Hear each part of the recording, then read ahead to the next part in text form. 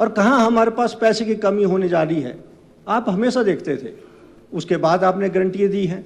आपने गारंटियाँ देने के बाद आपने ओपीएस की जो बात की है, मैं आपको कहना चाहता हूँ, ये आप ही के आंकड़े हैं कि 2024-25 में हम सैलरी 13,958 करोड़ रुपए जो है सैलरी के ऊपर देने जा रहे थे 24-25 में, और 25-26 में 14,716 बढ़ता हुआ मैं बताना चाहता हूँ, और 2027-28 में 20,073 करोड़ रुपए आप सैलरी में देने जा रहे हैं 3 सालों के अंदर। और वैसे ही पेंशन के अंदर आप 10,724 करोड़ रुपया आप 2024-25 में दे रहे थे। और बढ़ते बढ़ते आपने खुद कहा माना है कि चाहे आप कितनी नौकरी लगाते हैं उसका इशू नहीं है, परंतु आज अब पेंशन के ऊपर 2027-28 में 17,130 करोड़ रुपया आप पेंशन देने जा रहे हैं। आपने शुरुआत तो कर दी, पर आपने ये देखा कि भविष्य में सरकार अपने बलबूते पे कैसे खड़ी हो पाएगी। आय के साधन की आप बात करना चाहते हैं। अभी मैंने देख रहा था कि आज शराब के ठेकों में आपने कहा कि हम हर साल बोलियां लगाते हैं। मैं मंडी के बात करता, 1% बढ़ोतरी हुई है आपकी शराब के ठेकों में। आप खुद अंदाजा लगाइए कि आप कहते थे कि हम इसको बोलियां लगाते हैं, आप तो 10% इंक्रीज करते हैं। हमने तो 10% इंक्रीज किया होगा, आप तो 1% में रुक गई गाड़ी आपकी। आप खुद बताइए कि आय के साधन आपके पास कहाँ हैं, कौन से आय के साधनों से आप ये पेंशन वाली बड़ी बातें जो आप करने चाहते हैं, लगभग 3 सालों के अंदर आप ही के आंकड़े हैं, और आपके आंकड़ों के अंदर 12,520 करोड़ रुपया अतिरिक्त 3 सालों के अंदर आपको जरूरत है, आपको पैसा देने की बात है, वहां से आप पैसा दे पाएंगे।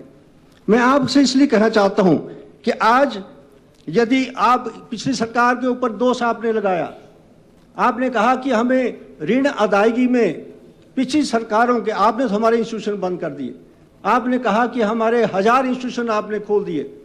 चलिए हमने खोल दिए, आपने तो बंद कर दिए।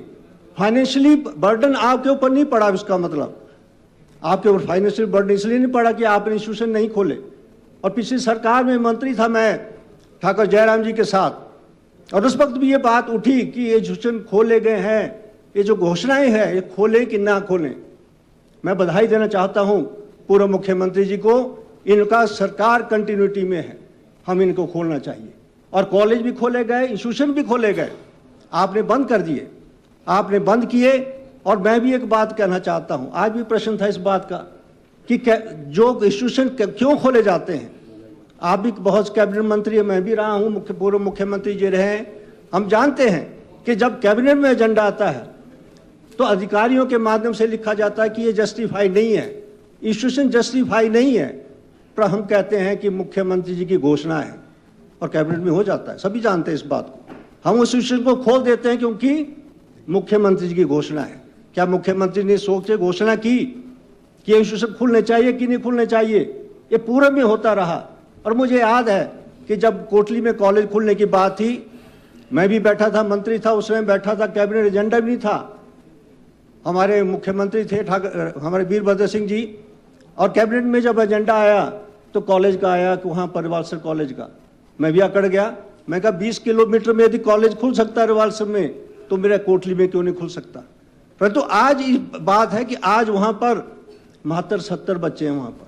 हम खुद मानते हैं कि हम इंस्टीट्यूशन राजनीतिक तौर पे हम इंस्टीट्यूशन खोलने की बात करते हैं, और यही फाइनेंशियली बर्डन जो हमें पड़ रहा है, इंस्टीट्यूशन बंद करने की बात आ गई।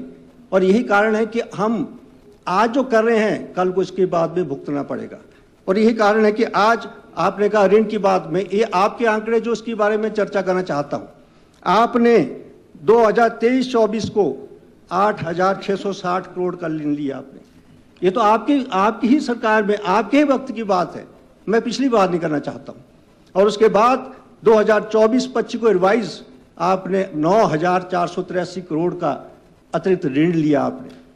और उसके बाद आपने प्रपोज किया है 25-26 में कि हम जो है 8,769 करोड़ का ऋण लेने वाले हैं।